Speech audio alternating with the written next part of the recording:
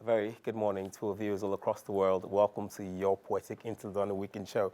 And today I'm going to be reading from my lovely book titled The Caveat Emptor. And the title of my piece is Psychiatric Elections of the Expendables. All right, so it starts thus. In any society, the poor are always the expendables. They are used as casualties for a human shield. They use innocent people to practice this pedagogy.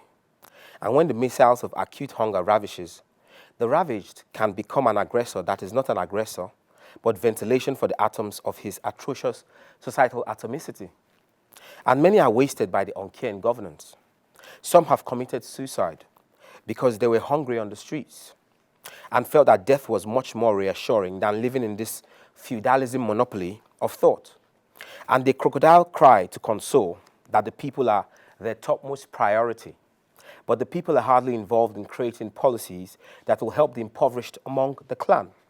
But as you can never trust the fang of a viper, so also can you never trust the teeth of a tiger.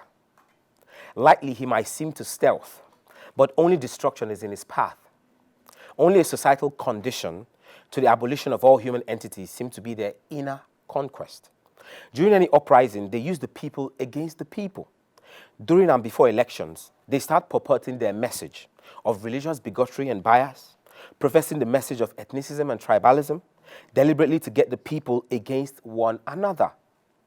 And they make the expendables expend themselves. And when the masses are submerged in the waterlog, they are not in the scene of the anarchy they create. They use poverty and hunger to ransom the people to vote for them. The only time they are willing to give aid to the people is only a meager sum during elections that they throw from their convoys for their beggars, the ones in the fog and mist of societal miscegenation. These magnets have many destructible emblems. It can spur tribal war. It can spur religious war.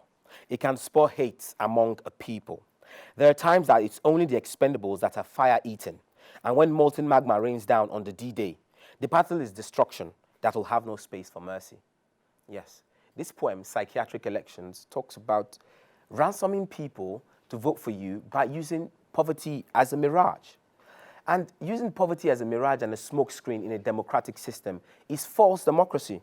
Real democracy is the will of the people impinged on societal coordination.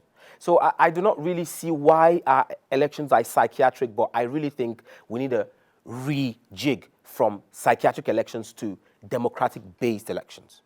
I love the audience and viewers all across the world. I hope you have enjoyed watching your Poetic Interlude on the Weekend Show. Don't go anywhere and stay tuned because we have more coming up for you on the Weekend Show.